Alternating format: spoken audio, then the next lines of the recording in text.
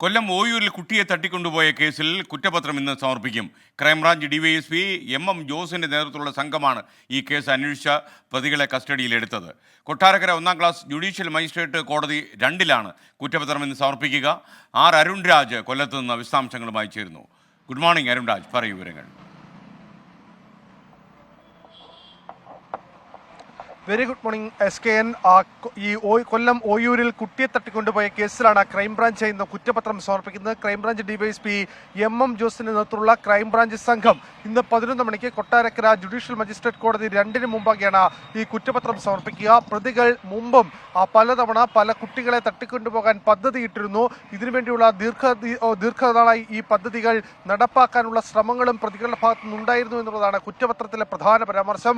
1000-ലധികം പേജുകൾ ഈ കുറ്റപത്രത്തിലുണ്ട് എന്നുള്ളതാണ് മനസ്സിലാക്കുന്നത്.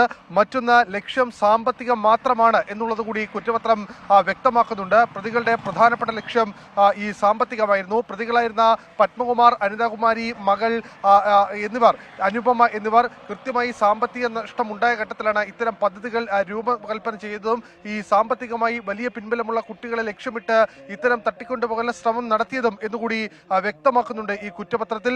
മറ്റൊരു പ്രധാനപ്പെട്ട കാര്യം, ഈ കേസുമായി ബന്ധപ്പെട്ട് ഇന്ത്യൻ ശിക്ഷാ നിയമത്തിലെ 361, 363, 370, 324 വകുപ്പുകൾ പ്രകാരം ബാലികയെ തട്ടിക്കൊണ്ടുപോകൽ, അന്യായമായി തടവിൽ വെക്കൽ, മുറിവേൽപ്പിക്കൽ, ഗൂഢാലോചന തുടങ്ങിയ വകുപ്പുകൾ കൂടി ഉൾപ്പെടുത്തിയാണ് പ്രതികൾക്കെതിരെ കുറ്റപത്രം സമർപ്പിച്ചിട്ടുള്ളത്.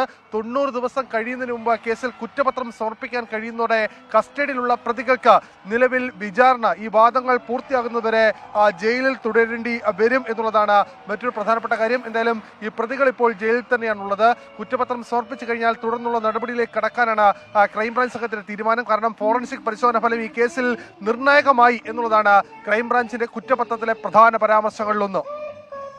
Thank you Arun Raj.